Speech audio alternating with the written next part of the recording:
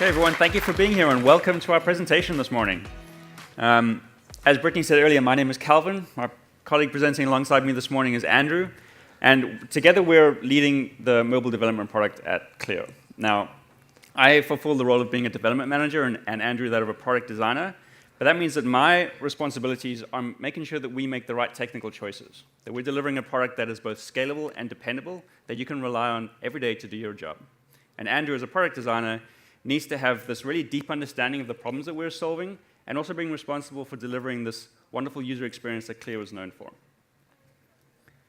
So we're going to talk to you about a few things today. This is our agenda up here on this slide. We're going to talk about first how mobile is becoming more relevant kind of worldwide and then specifically in the legal industry. And we're seeing a lot of adoption in the legal industry. We're going to talk about a couple key improvements that we've made to the Clio iOS app today, and those have just been released, so if you update your iOS app or if you have auto updates turned on, you'll have those now. And then I think we're most excited to talk to you today about the future ahead for Clio on iOS and Android. And we have some kind of exciting announcements. Jack stole our thunder a little bit this morning with a pre-announcement, but we'll talk a little bit more about what Jack spoke about, about the future of Clio on iOS and on Android. So let's get things kicked off with a look at the mobile landscape in 2018. And we're going to start with a big question. And this is kind of maybe it's a no-brainer for Calvin and I because we spend all day, every day working on mobile products. Maybe we have a vested interest in mobile being important. But why is it important to you? Why is it important to legal professionals? So I want to do a quick poll. So take the time to look around you during this poll. How many of you in here are legal professionals? So just about everybody, as expected. Great. And how many of you have a smartphone with you today in your pocket or in your hand? Is anyone looking at their phone right now? If you're tweeting, make sure you tweet about this talk specifically. We'd love to hear your feedback. Oh, sorry, I'm just going to head back. What this shows us here is just kind of how prevalent mobile devices have become, not just in our personal lives, but in our professional lives here. I think we're all here at ClioCon sort of in a personal capacity because it's such a fun event, but also in a professional capacity, obviously, as well. Okay, so let's take a look at a couple of stats. The first of which is 3.5 billion. That is an immense number, but this is the number of active smartphones in the world.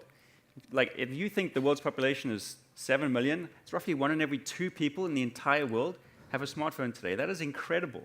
If it keeps growing at this pace, by 2020, there will be more active smartphones than there are fixed-line telephones that have been around for decades.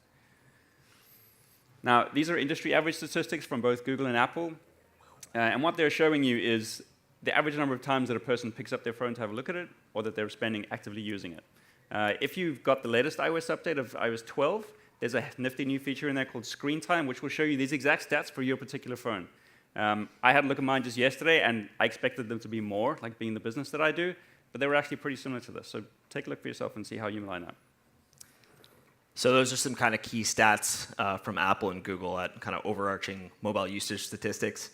Let's talk more about the legal industry specifically.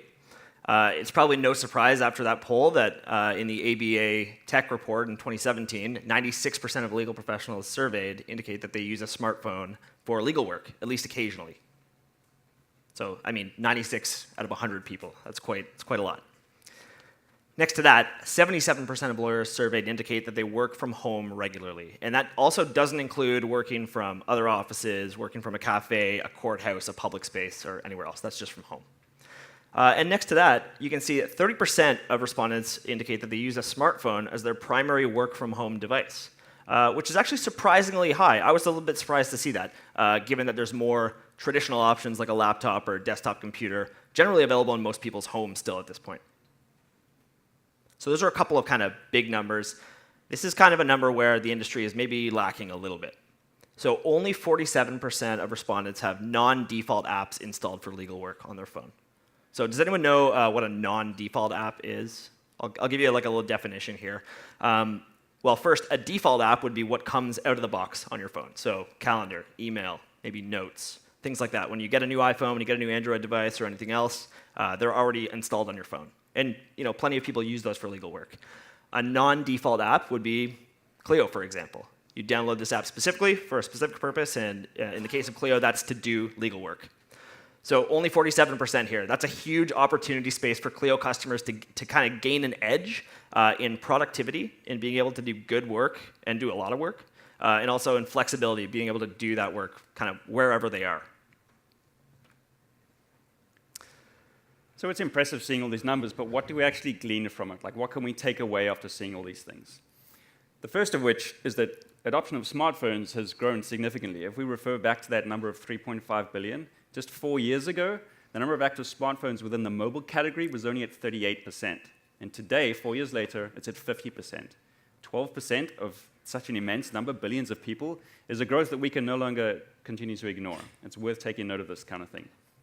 Mobile is also a pretty broad category. Like, people often include tablets, wearables, laptops, things like that. But for the purpose of today's presentation, it's really just the devices that you hold in your hand, your iPhone or your Android device. These devices are incredibly personal. You buy them yourself, you set them up yourself.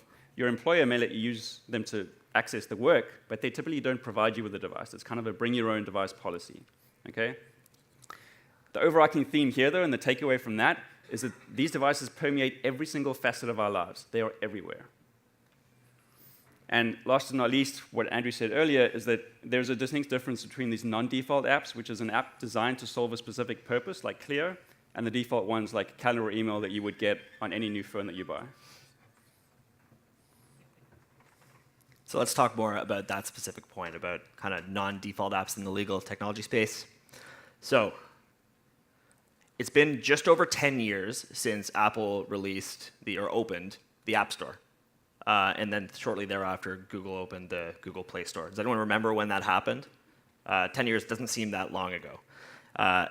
So they've really transformed everyday life by putting a really helpful tool in your pocket for just about any scenario. And just to give you an idea of how many helpful tools kind of are available to us at any time now, there's over 2 million apps in the App Store on iOS. And there's also approaching 4 million apps in the Android App Store, which is Google Play. So some examples of things you now maybe immediately grab your phone to do when you didn't used to. Think about booking a ride, ordering food, keeping in touch with your friends, even swiping to find a date maybe. Or think about just Googling things on the go. How often do you not know the answer to something, you reach into your phone, and it's your touch point to all the information in the world? So this is something that mobile technology has done for us.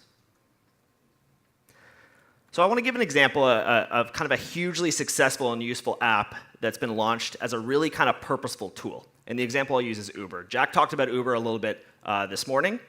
Did anyone come to the conference today in an Uber or a Lyft? Yeah, a few, right? Yeah, we took one from the airport. So this is an example of a really purposeful mobile tool. It does one thing. It helps you get from point A to point B. It does that thing really, really well. Obviously, based on the success they've had, you can tell how well they do it.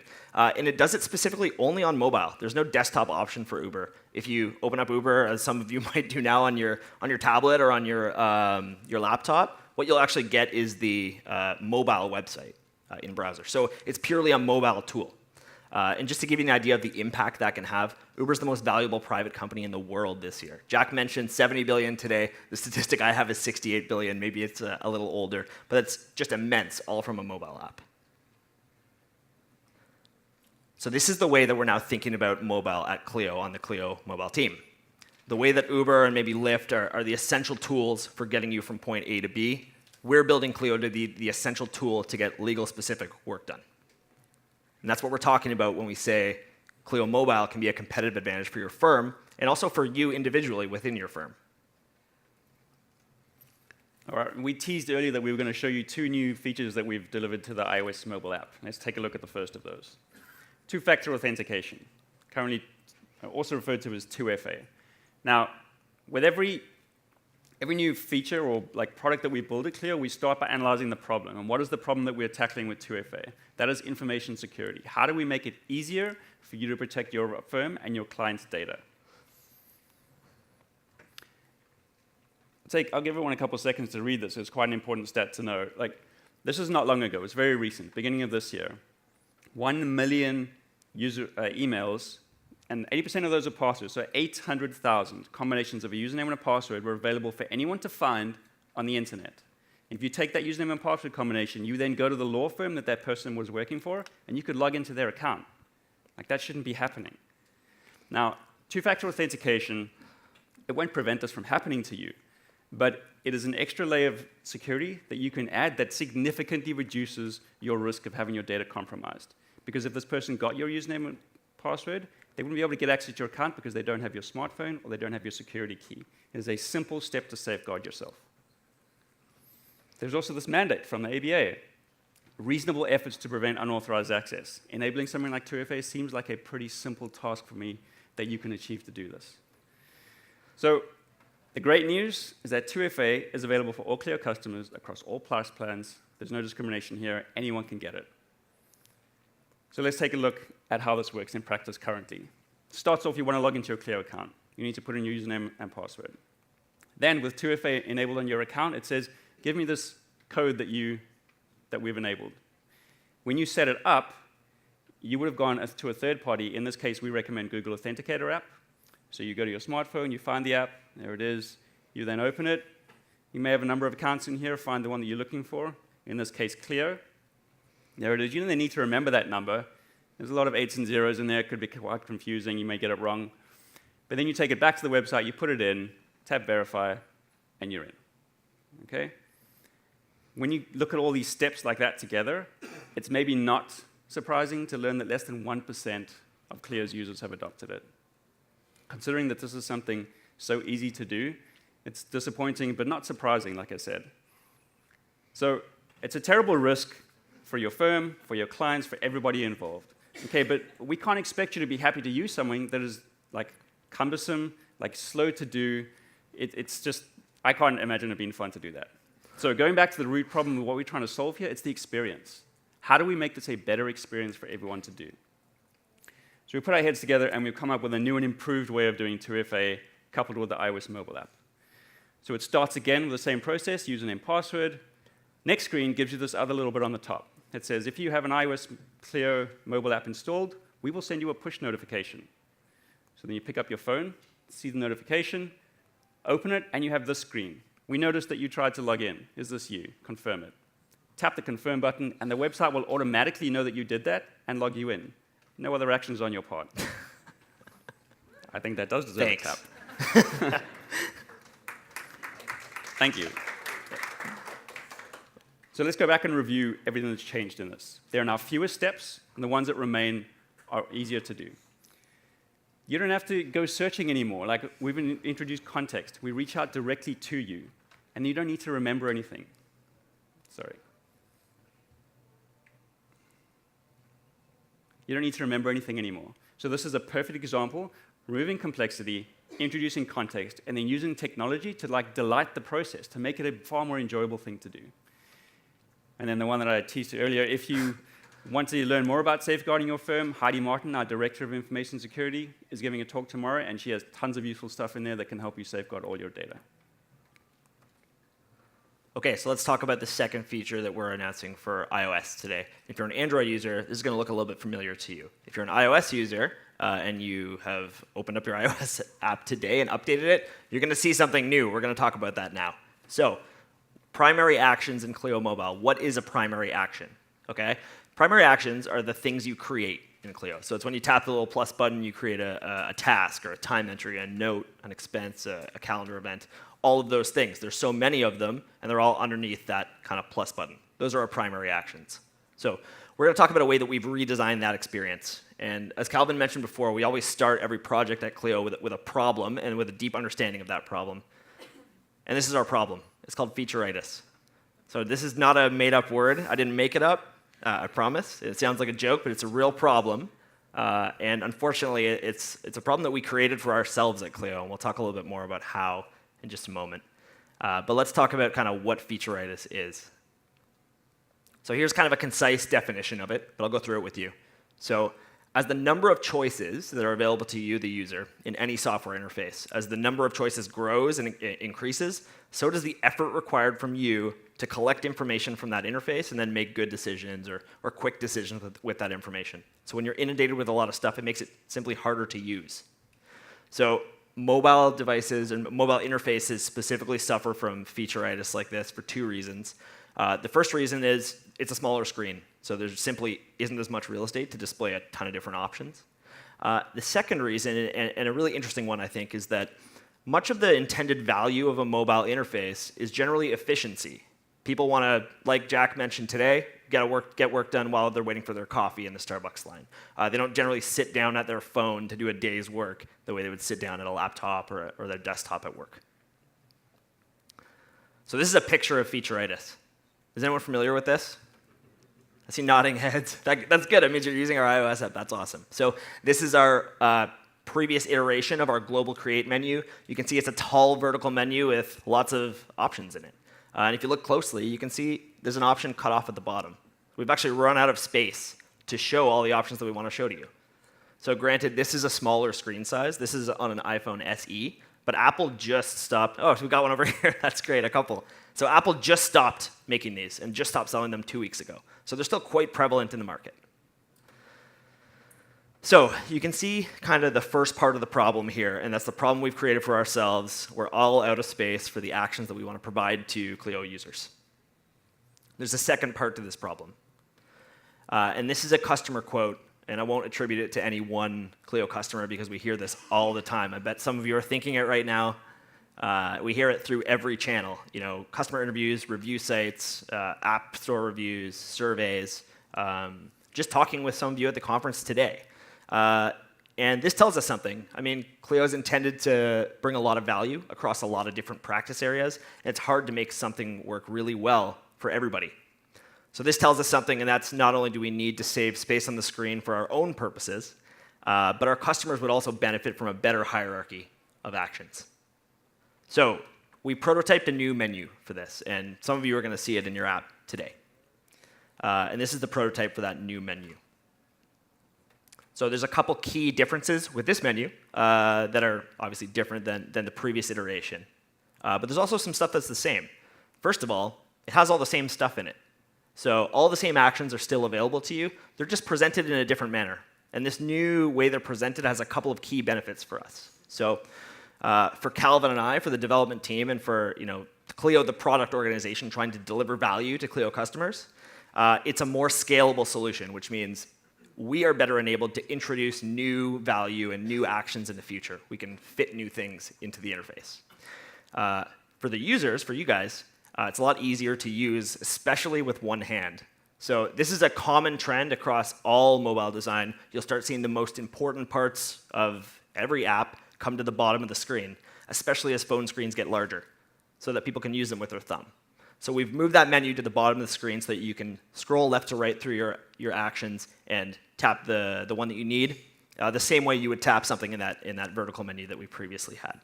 So as I mentioned before, if you're an Android user of Clio, you already have this menu, and you've been using it for probably about 10 months now.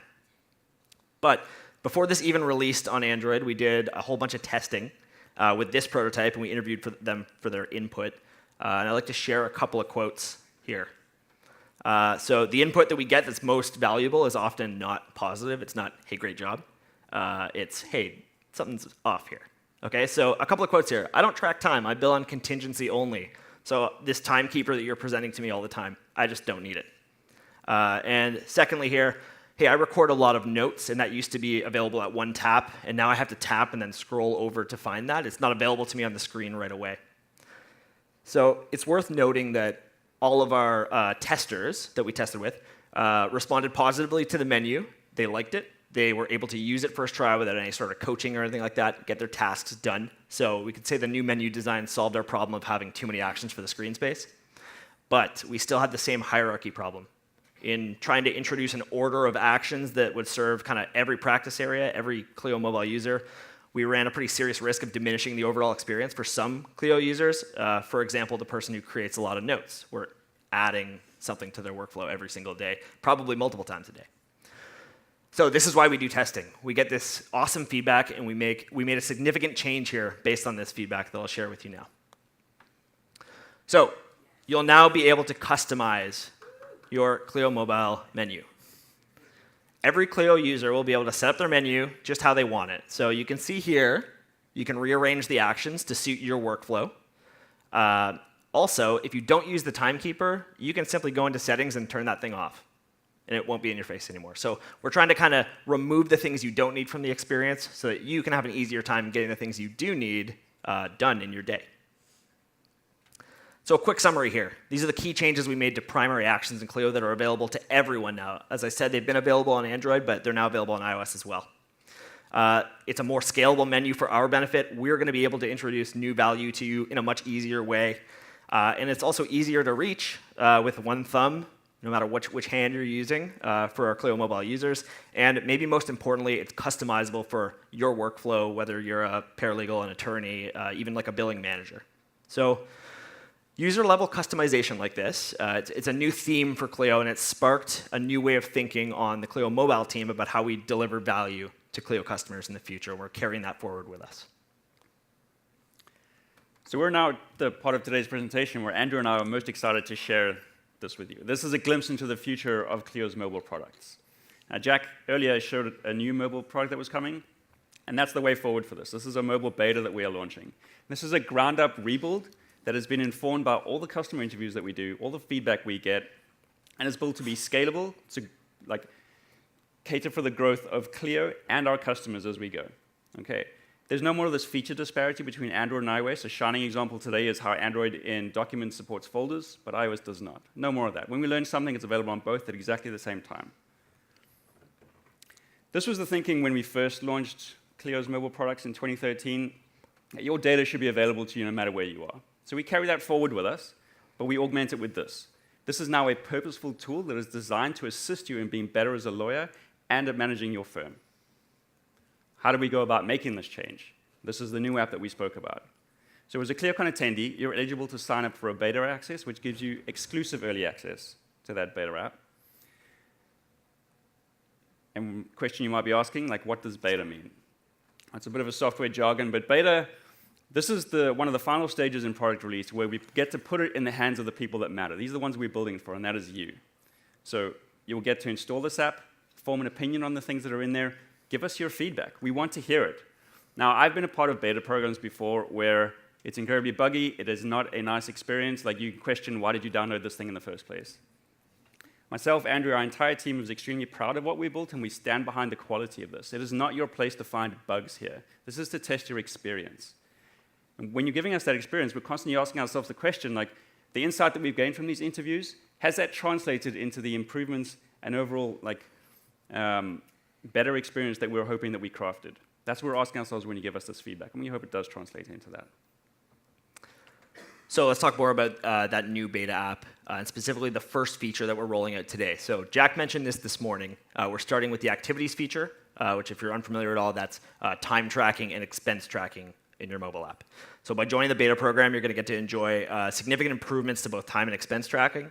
And also, why activities? Well, activities by the numbers is one of our most used, one of our most relied on features, specifically the time tracking aspect of it. So we've started there. We also have other features in the pipeline, and we'd love to hear your feedback on kind of what you can't do without. So please come find us in the Clio lab, and we'd be happy to chat about that with you. So when it comes to activities, we know that entering accurate and detailed activities ensures that when billing week rolls around and it's time to bill, you can rely on that data. You can then minimize write-offs. Important to you guys for sure. So let's look at a few ways that we've improved this activities experience. We'll look at a few screenshots of the new mobile app here.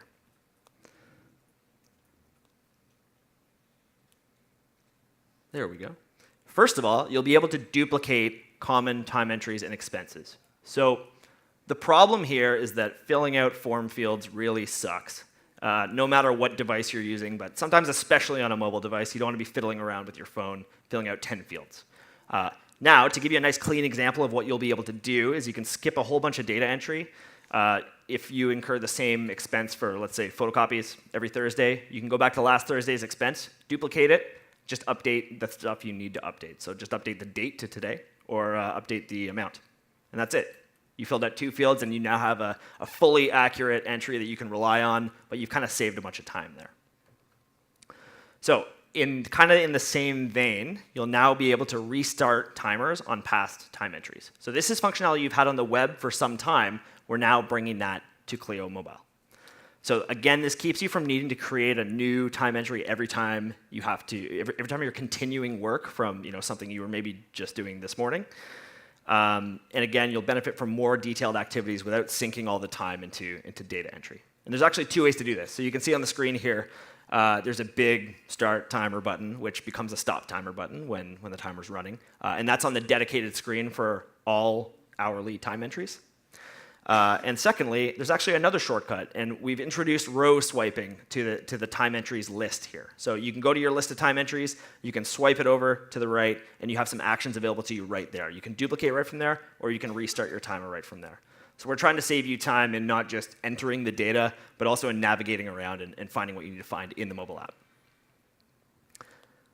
Lastly, let's talk about synchronized timekeeping. So what is synchronized timekeeping? Well, it's a sync between the new mobile beta app, the timer in it, and the timer in your Clio in your web browser. So you'll see not only the running timer in both places, but you'll also see the matter and the activity that it's running for. So this is really valuable information for you, if anything, so that you just you pick up your phone and you see the matter and the activity, and you go, oh, I'm not doing that anymore. I need to stop it, update the duration, and you've now maintained a more accurate record that way. So these are just a couple of the improvements we've made to the activities experience, but there's lots more to show you. So we'd love to show you in the Clio lab later today, and we can get you signed up for early access to this beta. As Calvin mentioned, the sign-up is available today, but we will be shooting this app out next week. So lots more to come with improvements to activities, but also improvements to other parts of the app as we identify and as you help us identify the customer needs and to develop solutions for those. So if you're interested in being a part of this beta, myself and Andrew will both be next door in the lab for the rest of today and all day tomorrow. You come see any one of us, or actually any of the other people there will be able to get you signed up. As soon as you sign up, you'll get a confirmation email, and then next week is when we actually release it and tell you how you can install it. When you've got it, use it. This is only activities for now, time and expense billing. Use them, form an opinion of it, give us your feedback. It's incredibly easy to do that. You can do it from within the app itself. The first tab has a big green button that gives a bold place for you to tell us what you think. A number of other channels. Clio is a public Slack channel. There is another button in the app where you can book an interview with us. We'll gladly conduct interviews with any single one of you. We'd like to hear it all. This is important to us. And I'm proud to say that this is available today. You come see us, you get it up, as I said, next week. It does bear worth mentioning that you can continue to use the existing app, though. It's not exclusive one or the other. The new app, however, is where all new features will be introduced. And only when we reach a point where every single Clio mobile user can use the new app to conduct all their business during the day is when we retire the old ones. A beta doesn't have a time frame to it. This could take 6 months, it could take a year, but that is the eventual goal. So some key takeaways here. If there's ever a time to pay attention, it's just at the end here for 2 minutes. Let's talk about the key takeaways. First of all, we talked about a better two-factor authentication experience. So you'll actually be able to turn this on in Clio settings on the web. And if you have a Clio iOS device and you're logged into the same account with notifications enabled, which I'm sure you all have, you'll be able to turn that feature on today and start using it. Secondly, we talked about customizing your Global Create menu. So this is also new on iOS, although you've had it on Android already. And that's available in the newest update to iOS. The gentleman in the front here just showed it to me today, so I know at least one customer has it. That's great.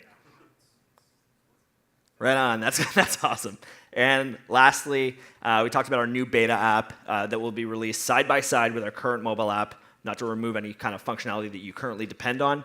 You'll be able to try out new features as we build them, and maybe most importantly to us, you'll be able to provide your valuable input as we hope to build the, as I said before, the essential tool for getting mobile legal work done. And on that note, the first feature is activities. That's a complete redesign from the ground up for a more powerful, more efficient experience for tracking your time and tracking your expenses on your phone. So thank you very much for your time today. We did pretty good for time. We have 1 minute left, so we could take some questions. We could take a question or two. I would ask, we'd love to hear your questions, but also please take some time and come visit us in the Clio lab, specifically if you have feedback about the current apps or feature requests. And also we'll get you signed up for the beta program so you can get the new app on your device next week. Thank you very much. Thank you.